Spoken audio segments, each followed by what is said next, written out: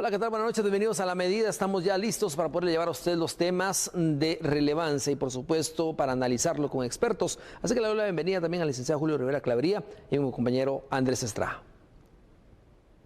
Muy buenas noches, Axel. Buenas noches, Andrés. Un gusto estar con ustedes en casa.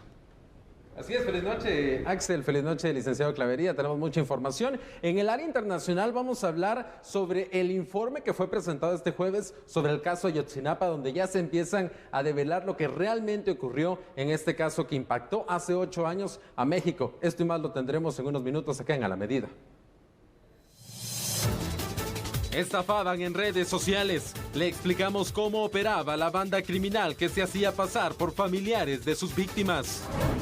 Sacrifican a pitbulls. Unidad de Bienestar Animal confirmó la eutanasia de los 2 canes que mataron a una mujer de 70 años. Demandas multimillonarias contra el Estado. Se sorprenderá al conocer el monto que podría pagarse si los casos se pierden. Renunció a la recusación. Continuará el proceso en el Juzgado Séptimo Penal por el caso chantaje, impunidad y lavado de dinero. Analizan subsidio al gas propano. Autoridades de finanzas exploran posibles fuentes de financiamiento si el Congreso aprueba una ampliación. MP pide que sean declarados culpables. Fiscalía solicitó de 5 a 30 años de cárcel en contra de 6 presuntos integrantes de una clica.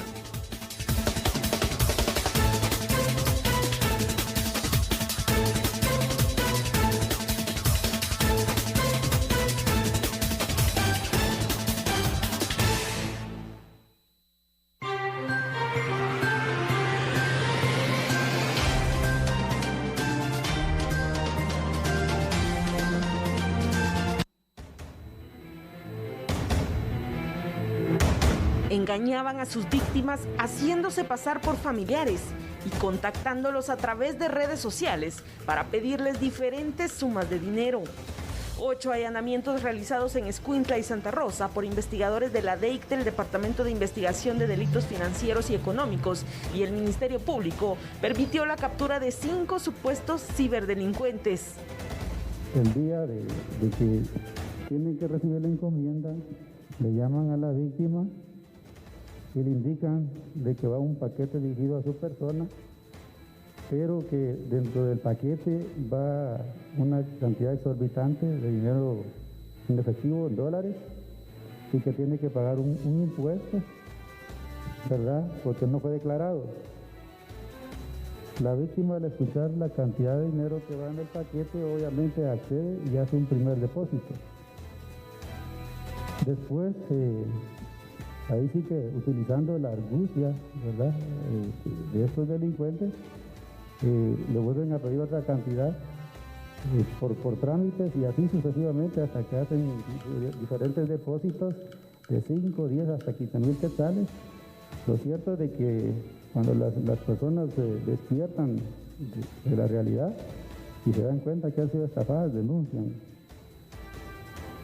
En otros casos, otros grupos criminales que operan similarmente envían mensajes a través de las diferentes redes sociales, que se han ganado viajes, empleos en los Estados Unidos, que se ganaron un vehículo, que se ganaron X cantidad de dinero, que de tal empresa X. Incluso estos son tan estrategas que a veces hacen hasta videollamadas previo a hacer un montaje de que es una oficina de la SAT o de DHL, para que las personas crean de que sí, realmente se están llamando a estas empresas donde les están enviando el paquete, o de la SAT donde realmente tienen que pagar un impuesto. La estructura ha robado identidades, obtiene fotos, datos relacionados a las mismas páginas de redes sociales, donde muchas personas comparten detalles de su familia y de sus quehaceres. En Barberena, Santa Rosa, fueron capturados José Rolis Gómez Contreras, presunto responsable de estafa propia y lavado de dinero u otros activos, y Lester Ricardo Donis Castañeda, presunto responsable de estafa propia. En Palín, Escuintla, fueron capturados Edwin Ariel Soto Pérez, de 29 años, y Carlos Arnoldo Galvez Zuleta, de 25, mientras que en Cuilapa, Santa Rosa, fue aprehendido Leonardo Ismael Argueta Germán, todos presuntos responsables de estafa propia. Bueno, es momento de analizarlo, desde luego lo vamos a ir tomando por temas, es decir, cómo estas bandas van de alguna manera mutando en el delito. Ahora se trata de ciberdelito, utilizan las redes sociales para estafar y no necesitan pues estar en algún país del extranjero para hacer las llamadas, ya que existen varias modalidades para esto. De hecho, licenciado Clavería, a eso quiero llegar con usted. ¿Qué es realmente lo que está pasando en relación a estas estafas que utilizan también personas que trabajan dentro de aduanas? Y aparte, observábamos lo que decía el director de la Policía Nacional Civil, malos agentes involucrados también en las estafas. Lo que sucede, Axel, es que efectivamente en el mundo actual la tecnología juega un papel determinante. Y uno de los graves problemas que la gran mayoría de personas tiene es que si usted se mete a las redes, a cualquier plataforma, usted puede sacar toda la información de una familia completa, porque la misma gente va dando la información, es decir, cuándo nació, en dónde estudió, en dónde trabaja, con quién vive, cuántos hijos tiene, qué vehículos posee, es decir, y encima de todo sacan fotografías cuando se van de viaje, etcétera, etcétera.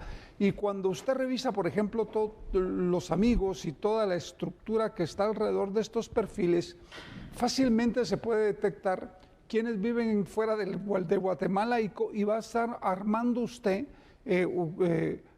cómo va a plantear la estafa. El resultado es que en muchos de los casos las estafas también se dan por las famosas encomiendas que lo llaman a usted por teléfono con un número de México, con un número de Perú, con un número de cualquier lado del mundo hoy, porque lo puede conseguir fácilmente, habilitarlo y tenerlo en Guatemala y pagarlo desde aquí. Y sobre esa base decir que su familia le mandó 14 televisores, pero que no pueden sacarlo de la aduana y que necesita 15,000 o 20,000 o 25,000 quetzales y la gente lo paga. La pregunta es, ¿por qué en lugar de eso no agarran el teléfono y se comunican a los países de origen donde viven las personas? En primer lugar. En segundo lugar, también tiene las estafas a través de las empresas de papel. Aquellas que le dicen a usted, le vendemos productos, se lo llevamos a la casa, páganoslo y nunca más en la vida vuelve a saber de ellos. Y así, múltiples formas de estafa.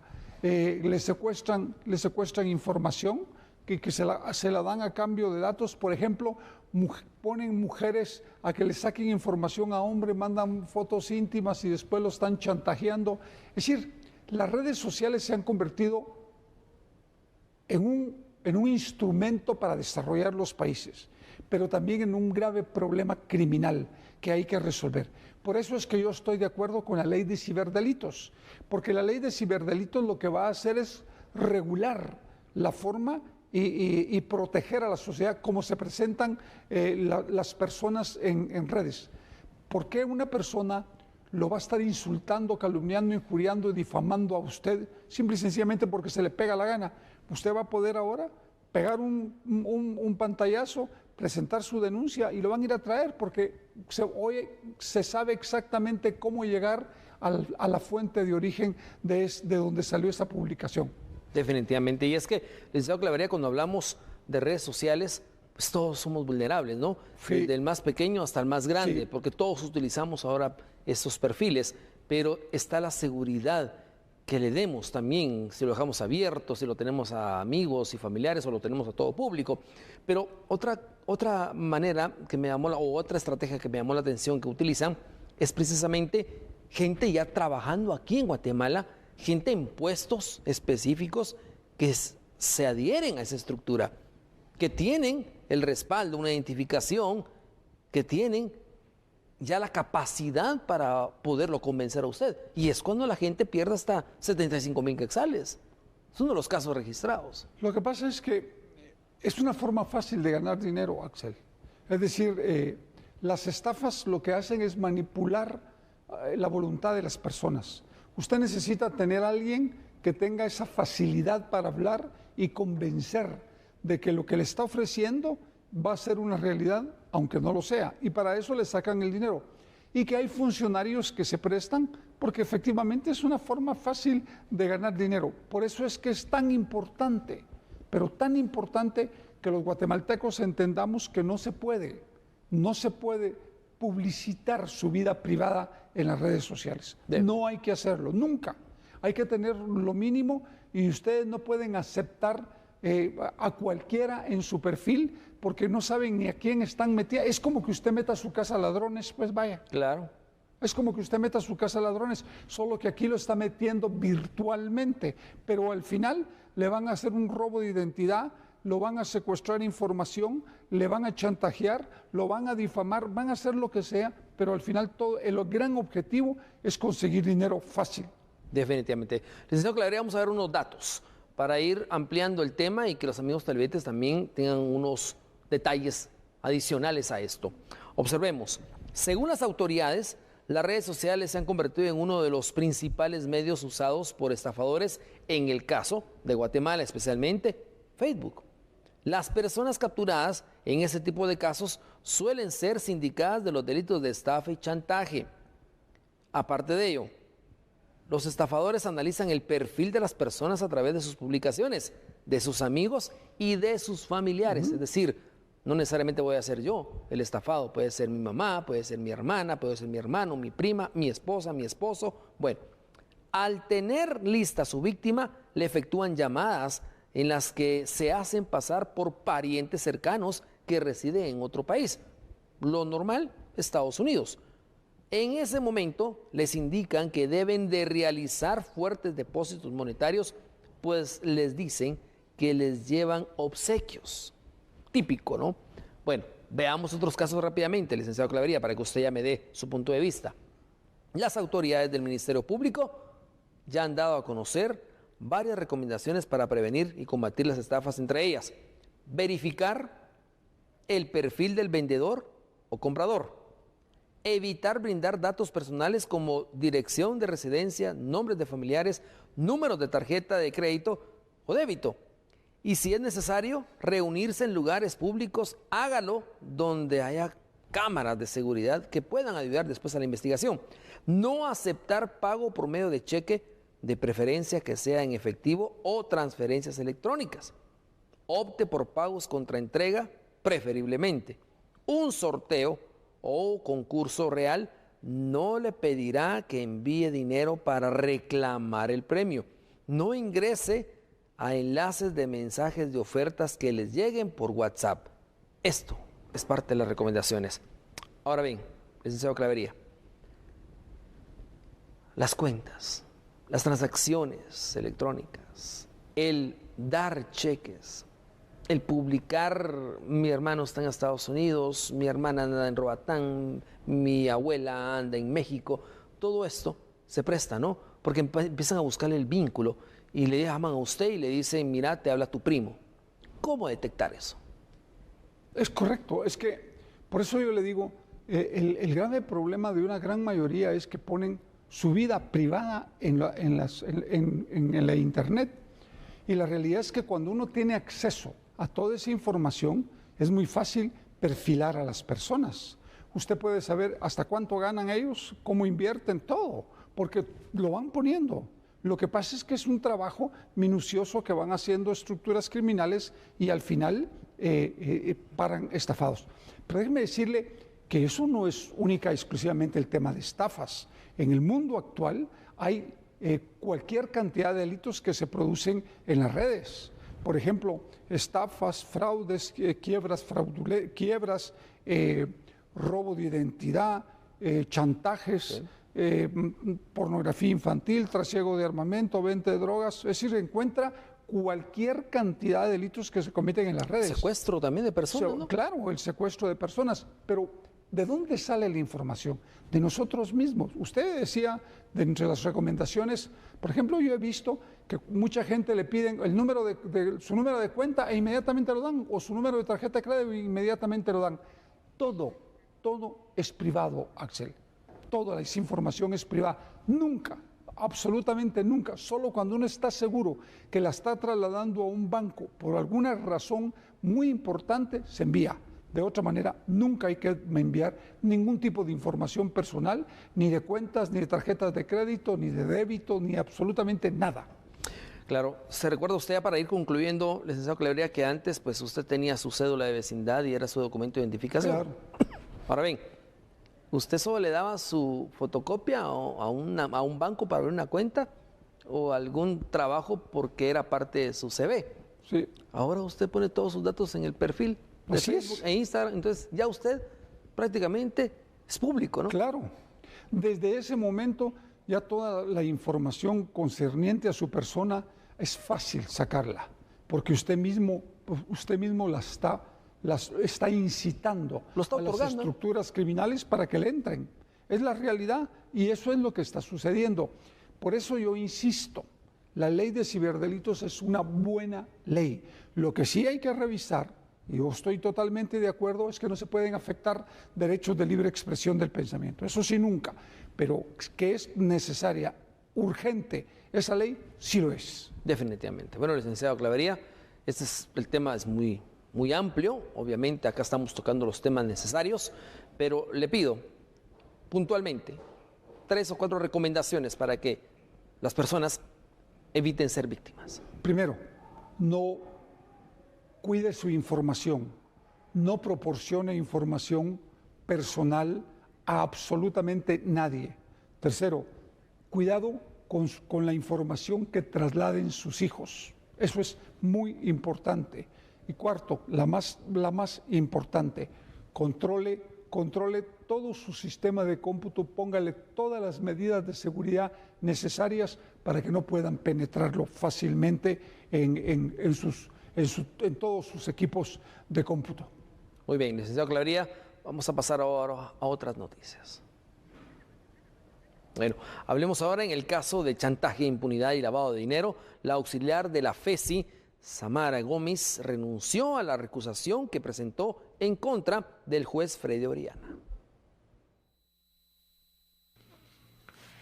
El 10 de agosto, el juez séptimo penal Freddy Orellana aceptó la solicitud del Ministerio Público que el empresario y el director del periódico, José Rubén Zamora Marroquín, quedara en prisión preventiva y sea investigado por lavado de dinero, chantaje y tráfico de influencias. Asimismo, que el auxiliar fiscal Samari Gómez la investigaran por revelación de información confidencial o reservada.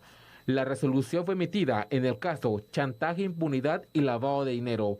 Según una pesquisa de la Fiscalía Especial contra la Impunidad, Zamora Marroquín recibió de manera sospechosa 300,000 quetzales en efectivo, dinero que pretendió bancarizar para ocultar su origen ilícito.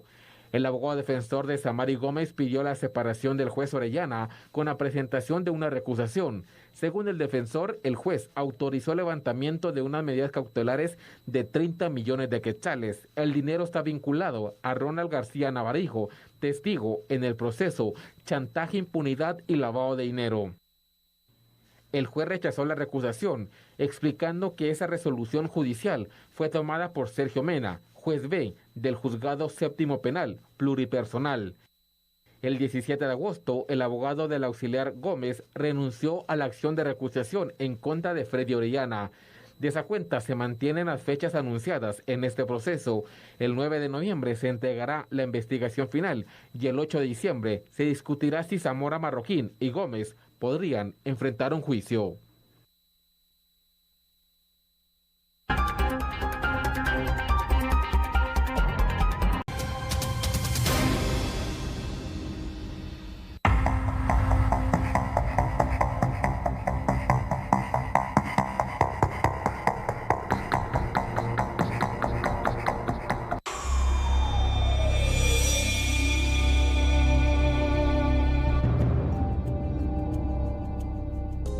A los perros de raza Pitbull que atacaron a una mujer de 70 años se les practicó la eutanasia, debido a que eran muy peligrosos para ponerlos en adopción. El ataque mortal de los perros ocurrió el 2 de marzo en un domicilio de la zona 7 capitalina, pero el caso volvió a cobrar relevancia luego que la dueña de los perros e hija de la víctima fuera capturada acusada de homicidio culposo. Autoridades aseguraron que la Unidad de Bienestar Animal intervino en el caso por solicitud del Ministerio Público, y luego de una evaluación de expertos se determinó que los perros eran altamente peligrosos. Según el artículo 41 de la Ley para el Control de Animales Peligrosos, si un animal ataca a una persona causándole heridas o la muerte, se procederá a la eutanasia inmediata del animal. Bueno, este caso seguramente usted se recordará, esto sucedió hace un año, lamentablemente esos perros, pues de raza pitbull, atacaron a una señora de tercera edad y lamentablemente la mataron. Licenciado Clavería, la investigación llevó ahora a la captura de la dueña de estos perros, después de varios meses de investigación. Pero resulta que la dueña de esos perros es la nieta de la víctima. Y entonces acá la pregunta es, ¿cuál es el procedimiento o cuál fue el procedimiento que siguió el Ministerio Público para prácticamente capturarla a ella por ser dueña de los perros, pero también ahora se pide sacrificar a los perros? Lo que planteó el Ministerio Público fue un homicidio culposo, porque efectivamente es la propietaria de los perros y de alguna manera es corresponsable. Es decir, cuando uno tiene una mascota de esta naturaleza, que son perros sumamente agresivos, uno tiene que entender que la posibilidad de que puedan hacerle daño a una persona son bien altas. Pero la ley de protección animal también exige que efectivamente esta raza de perros sea registrada en la municipalidad, que se le extiende una licencia, usted tiene que pagar un seguro de 100,000 quetzales y tiene que comprobar que el perro no es agresivo. Lo que pasa es que en Guatemala se hacen las leyes, pero no se cumplen. Y por último, la unidad de bienestar animal del MAGA, del Ministerio de Agricultura, no sirve absolutamente para nada, por lo que se ve. No funciona, es infuncional. Por lo menos hasta ahorita eso es lo único que yo he podido visualizar. Por lo tanto, yo creo que el sacrificar estos dos perros, pues fue una medida correcta, porque son perros, de acuerdo con la información que yo medio revisé, perros que no pueden ser rehabilitados porque son sumamente agresivos. Y entonces, desgraciadamente, pues la gente comete el error de tener animales muy agresivos y de no entrenarlos para que sean obedientes, para que efectivamente no cometan daño a otras personas y simplemente los tienen por tener. Creo que este es un buen ejemplo de la raza de perros que hay que ser muy cuidadoso para tener. Además, son razas prohibidas por la misma ley de protección animal. El Stanford Terrier, que es otra, el Pitbull y el Isu Toso, que es un japonés, creo que son las últimas 3 razas que son prohibidas en Guatemala. Y lo que pasa es que al final no se cumple, Axel. Ahora bien, ¿pero qué pasa con otros casos o testimonios de personas que no han tenido problemas con esta clase de razas? Es decir, los perros, como usted dice, se cataloga tal vez por ser muy agresivo, pero hay varias personas que tienen en su casa que los sacan a la calle y no hacen nada. Le digo esto porque así como existen agresivos, también existen pasivos por el entrenamiento que les dan. Claro, es que uno no puede, yo no estoy diciendo que una raza de perros sea mala, simplemente están prohibidos porque así lo decidieron en Guatemala. Pero desde luego los perros depende de la forma como usted lo crió. Si es un perro que usted lo crió para que sea compañía, para su mascota, ¿no? Para que efectivamente sea un perro no agresivo, lo entrena para que sea un perro que efectivamente cuide su casa, pero que no ataque por atacar, pues así va a crecer. Y le da cariño y le da su alimentación. Pero si usted tiene un perro que lo pone a pelear, que lo pone a matar otros perros, que lo pone a hacer las cosas que normalmente hacen algunos tipos que tienen algún tipo de problema mental, el resultado son perros sumamente agresivos que en cualquier momento pueden ocasionarle daño a otros animales o a personas, porque también ya lo hemos visto en el transcurrir del tiempo. Claro. Yo tengo una raza de perro que es grande, es de guardianía, pero no es un perro agresivo. Yo tengo un Rottweiler, que es un perro grande, pero lo cuido y lo entreno. Lo tiene como compañía, ¿no? Y sí, es un perro guardián, pero usted tiene que tomar medidas de seguridad cuando llega familia a su casa, guardarlos, es decir, cumplir con todos los requisitos que se tiene que cumplir para tener perros de esta naturaleza. Lo extraño era que era parte de la familia, ¿no? Claro. A eso vamos. Pero es que es por el tipo de agresividad que manejan, porque los mismos dueños los incitan. Es decir, cuando usted no entrena a un perro para que cumpla, esté entrenado para atacar cuando lo tenga que hacer, el resultado es eso. Es ese. Por eso es que yo siempre recomiendo que no tengan perros de verdad de estas razas si no le van a dedicar tiempo, si no los van a cuidar, si no los van a invertir en entrenarlos. Mejor no tenerlos. Uno no puede tener una mascota si la va a tener abandonada, nunca.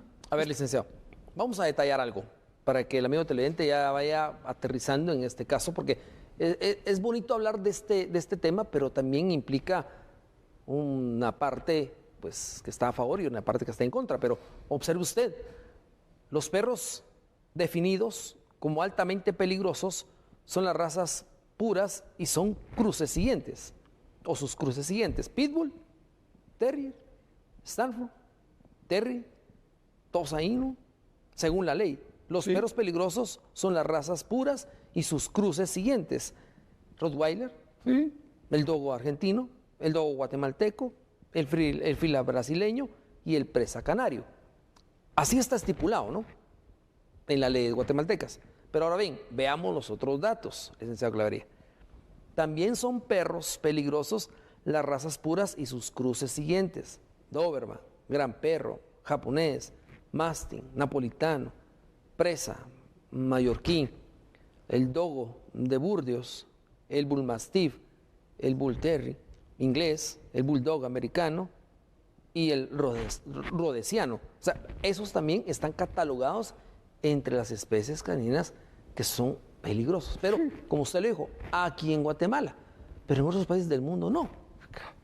Es que depende, Axel, depende del entrenamiento y del cariño que usted le dé a los perros. Es que mire, un perro va a reaccionar mal ante los tratos crueles que mucha gente les provoca, ante el enseñarles a ser agresivos. Pero si usted los enseña a no ser, son súper cariñosos. Yo en todos lados del mundo he visto muchas razas de perros, y ahí hay un montón de razas de perros que efectivamente en todos lados del mundo usted los puede tener tranquilamente, y en Guatemala igual. Pero lo que sí tiene que hacer es invertir en ellos para entrenarlos, y si no, mejor no los tenga.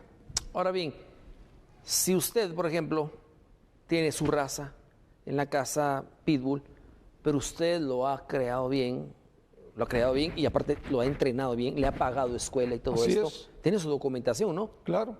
¿Tiene permiso para tenerlo? ¿O también entra entre la ley que no puede, aunque tenga sus vacunas, sus entrenamientos? Tiene que tener una licencia, pero lo que pasa es que el problema en Guatemala es que muchos de los perros que utilizan, que tienen este tipo de accidentes, es perros que los mantienen amarrados, que no los tratan bien, que no les dan su comida.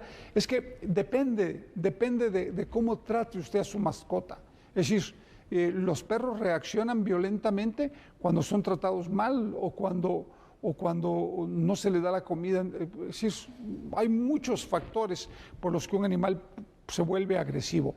Y yo creo que por eso es muy importante que la gente que tiene mascotas de este tipo, que por favor sean primero responsables al tenerlos. Y si no los pueden mantener, no los tengan. Por favor, no los tengan. Definitivamente. Bueno, este es uno de los temas, definitivamente, que seguirá siendo un tema de discusión. Pero pasemos a otras noticias, hablemos del subsidio del gas propano. Y cuando hablamos del subsidio del gas propano, también hablamos específicamente de algunos cambios que se vendrán. ¿De dónde saldrán los recursos? Escuche usted, si se aprueba por parte del Congreso la nueva ampliación del subsidio del gas propano, esto señalaron autoridades de finanzas. Bueno, pensemos que si no hubieran fondos tendremos que hacer las readecuaciones necesarias, tendremos que hacer las economías necesarias para que esos fondos estén. Recordemos que al final del día, pues esto, quien lo apruebe es el Congreso, y cuando lo apruebe el Congreso, pues tendremos que platicar con ellos con el objeto que tengamos una fuente de financiamiento. Lo que es importante es de que no estaríamos contemplando, pues en ningún momento, incurrir en deuda para pagar subsidios, ya que eso pues sería contraproducente y vulneraría también los indicadores del presupuesto vigente. El subsidio vigente concluye el próximo 31 de agosto.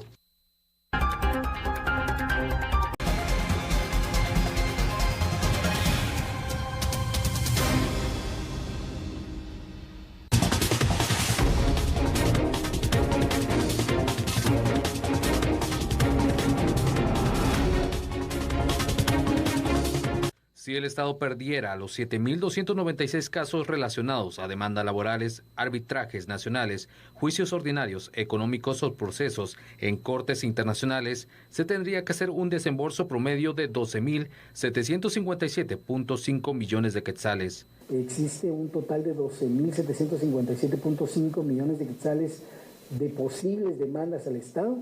En los procesos nacionales, lo más pesado son procesos laborales.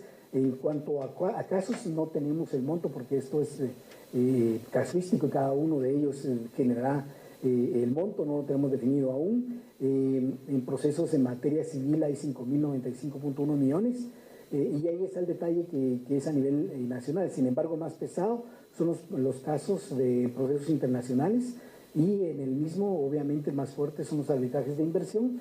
En la gráfica de la derecha lo que manifestamos son los que tenemos detectados al momento.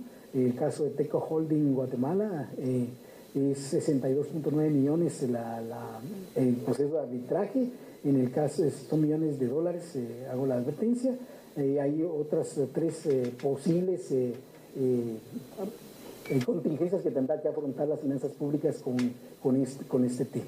Asimismo, se manejan casos de arbitraje de inversión por un monto superior a los 987.9 millones de dólares. Bueno, este tema es interesante, licenciado Clavería. Demandas contra el Estado. Bueno, en todos los países hay demandas, ¿no?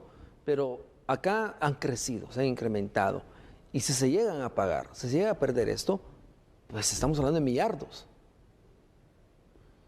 Lo que pasa, Axel, yo viendo la noticia, es que algo que es importante determinar primero, cuál es el origen de esas demandas. Porque esas demandas se plantearon en arbitrajes nacionales o internacionales por múltiples razones, desde resoluciones judiciales hasta incumplimiento de contratos por parte del Estado. Es decir, no es simplemente que a uno le van a poner una denuncia fuera para un arbitraje internacional simplemente porque se le pega la gana a alguien. Y que ya perdió. No, es porque aquí se cometieron errores.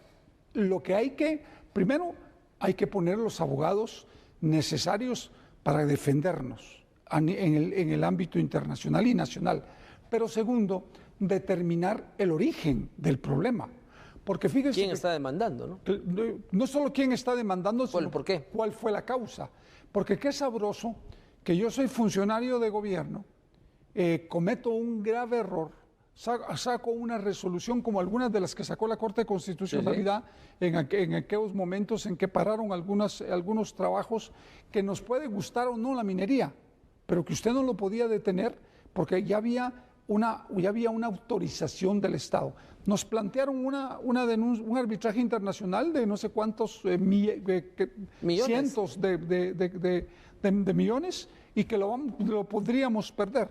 Y entonces determinar quiénes fueron los responsables directos y también deducir responsabilidades. Porque qué sabroso que yo soy funcionario de gobierno en cualquiera de los ámbitos de los 14 ministerios que existen, cometo un error garrafal, me ponen una denuncia en contra del Estado de Guatemala y yo simplemente me lavo las manos, me levanto y me voy a mi casa sin ningún problema. Sin culpa, aparentemente, ¿no? Claro, pero al final el gran responsable soy yo y de alguna manera yo tengo que también ser corresponsable en esto. Claro. Yo no sé cuál es la mecánica, pero efectivamente creo que hay que hacer una revisión porque no es justo. Mire usted la cantidad de arbitrajes internacionales y ni siquiera quiero pensar que pudiéramos perderlos todos porque no tengamos abogados, porque no se le haya puesto la importancia que esos casos ameritan para que efectivamente no paguemos esas cantidades de dinero. Ahora le pregunto algo que seguramente el amigo televidente en casa estará preguntándose. ¿Con cuántos abogados cuenta el Estado para eso? ¿Con cuántos abogados cuenta? ¿Y qué capacidad tiene cada uno? Creo que en el caso de los arbitrajes internacionales es más complicado, porque tienen que contratarse bufetes en el ámbito internacional para podernos defender. Creo que en el ámbito nacional la Procuraduría General de la Nación pues cumple con esa función y debería de tener los abogados necesarios o contratar abogados especialistas para poder atender esas demandas, porque no es justo. Claro. No es justo, Axel, que los guatemaltecos estemos pagando grandes cantidades, millardos, como por usted muy bien errores. lo dice, por errores de saber quién.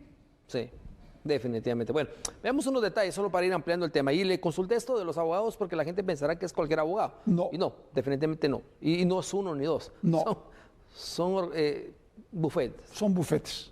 Bueno, veamos.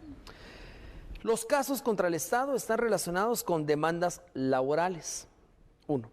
Arbitrajes nacionales, juicios ordinarios o económicos y procesos en cortes internacionales. En este caso, un total de 7.296 casos se encuentran en desarrollo ahora mismo y 180 casos se llevan en cortes internacionales.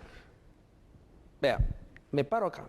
7.296 casos en desarrollo y 180 casos internacionales. Voy rápidamente al otro paso. Veamos ahora el aspecto económico. Si el Estado pierde los más de 7.000 casos en los que está involucrado, se tendría que desembolsar casi 13.000 millones de quetzales. Solo en los casos de Guatemala. Esto representaría aproximadamente 1.8% del Producto Interno Bruto. ¿Realmente se tienen esos montos necesarios para enfrentar una derrota en los casos?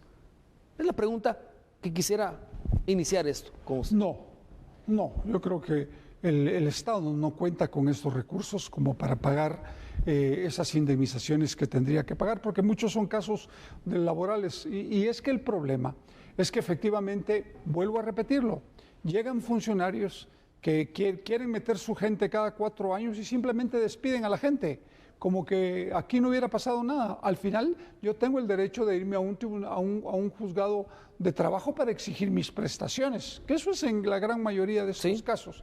Y al final, imagínese usted, 13.000 millones de quetzales, es muchísima plata que el Estado no lo tiene y que además lo debería de invertir en otros rubros, educación, salud, seguridad, etcétera.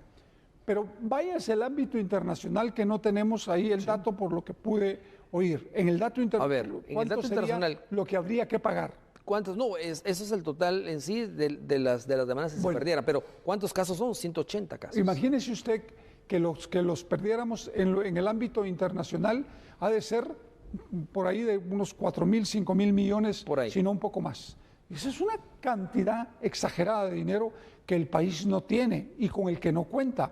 Por eso yo insisto, aquí hay que hacer una revisión, hay que poner los abogados, hay que contratar los bufetes, pero revisar el origen de esas demandas, porque no es justo que yo como funcionario de gobierno a los 4 años me revise, me extienda mi finiquito a la Contraloría después de que dejé al Estado involucrado en un caso en el que tengo que pagar 150 millones o 100 millones de dólares en el ámbito internacional. Ahora le pregunto, dijo algo muy interesante. Si le extiende el finiquito, por ejemplo usted, si usted fuera en este momento un funcionario y hay problemas después, pero yo como contralor le extiendo su finiquito, pues yo lo libero de responsabilidades, claro, ¿no? Automáticamente me liberó. Por eso es que y ese es el proceso. Claro. Se va y le dan su finiquito. Por eso es que es muy importante revisar las causas. ¿Cuál es el origen de esas demandas? Porque no es justo, Axel, no es justo pagar 13.000 millones de quetzales simple y sencillamente por fallas. Yo estoy convencido que en la gran mayoría de casos laborales es por indemnizaciones, porque eso sucede. Claro. Pero en los otros casos en el ámbito internacional hay que deducir responsabilidades, porque aquí hubieron resoluciones judiciales, hubieron cumplimientos de contrato, todo este tipo de cosas que se cometieron durante muchos años y que hoy nadie, absolutamente nadie en Guatemala es responsable de todo esto que ha sucedido. Ahora bien, le pregunto algo también que surge, dudas, y es que, por ejemplo, de estos 7.000 casos, unos 2.000 casos podríamos decir que se podrían desestimar, es decir, porque hay contratos, ¿no? Usted un contrato de 6 meses en el Estado o un contrato de 1 año. Claro. Lo despiden, pero el contrato decía 1 año y esperaron el año y no le renovaron contrato. Pero esa gente va a demandar también. Claro. Pero esos entran entre los 2.000, de los 7.000. Sí. Esos 2.000 se podrían desestimar porque hay un contrato. De hecho va a pasar. Va a pasar eso. Claro. Ahora, los que están con, como usted decía, con algunas situaciones de proyectos que no se terminaron, a esos A esos son los que hay que enfrentarnos. Conclusiones. Yo creo que es muy importante que en el primero la preocupación de que en el ámbito internacional que se contraten los bufetes necesarios para hacerse cargo de la defensa del Estado de Guatemala en el ámbito internacional. Porque yo creo que es la parte más grande en los rubros y en los montos de dinero, porque yo me recuerdo de resoluciones judiciales en las que se cancelaron contratos que se tenían con grandes empresas en Guatemala o casos en los que se han incumplido contratos también de empresas que entraron a trabajar a Guatemala. Por lo tanto, es muy importante esto para evitar esos grandes pagos. Y en el caso de los juzgados de trabajo, pues la PGN tendrá que hacer también la parte que le corresponde. Ahora bien, le pregunto algo. Estos 7,000 casos pueden ser también de demandas heredadas, ¿no?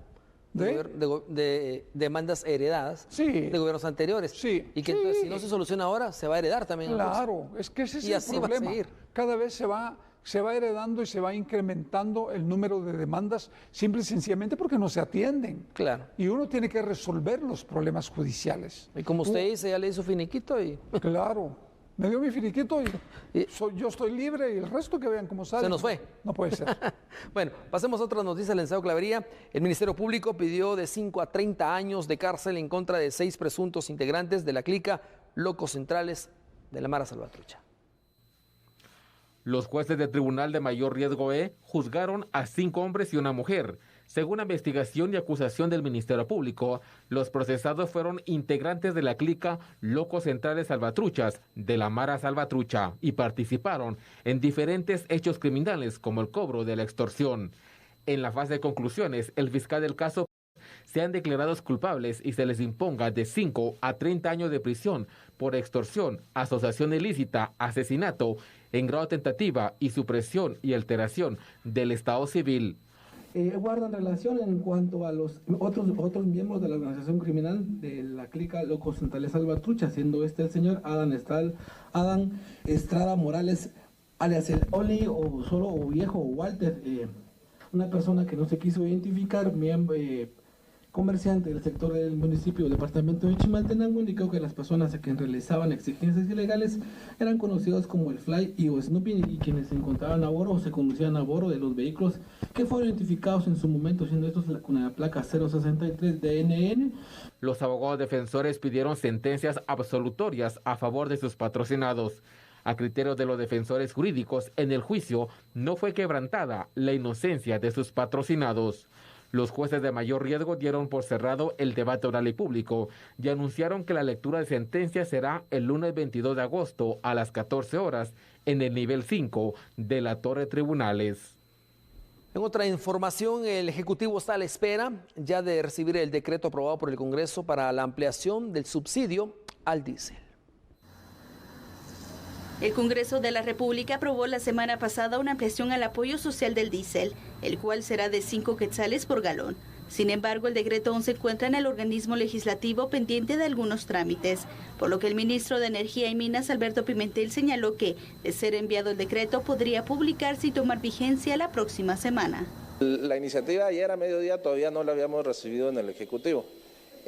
No sé si ya llegó, pero ayer a mediodía todavía no había llegado. Si llegase esta semana, pues, si la agenda del presidente lo permite, podría sancionarse para que sea publicada el día lunes, con miras a que entre en vigencia el próximo martes. Esa es la expectativa nuestra, pero reitero, dependemos de que efectivamente el legislativo nos envíe el decreto ya aprobado, perdón. Mientras tanto, el Ejecutivo se encuentra en la elaboración de una propuesta para ampliar el subsidio al gas propano por 2 meses más. Sin embargo, aún hace falta algunos ajustes para presentarla ante Dirección Legislativa del Congreso de la República. Bueno, es momento de una pequeña pausa, pero ya regresamos con más información y aprovecho el momento para invitarlo, licenciado Clavería, que mañana volvamos a analizar más temas similares a estos y que le demos una ampliación al pueblo de Guatemala de cómo deben ser las cosas. Buenas noches, Axel. Buenas noches a todos los amigos en casa. Un honor haber estado con ustedes. Ya regresa Andrés Estrada con la información internacional.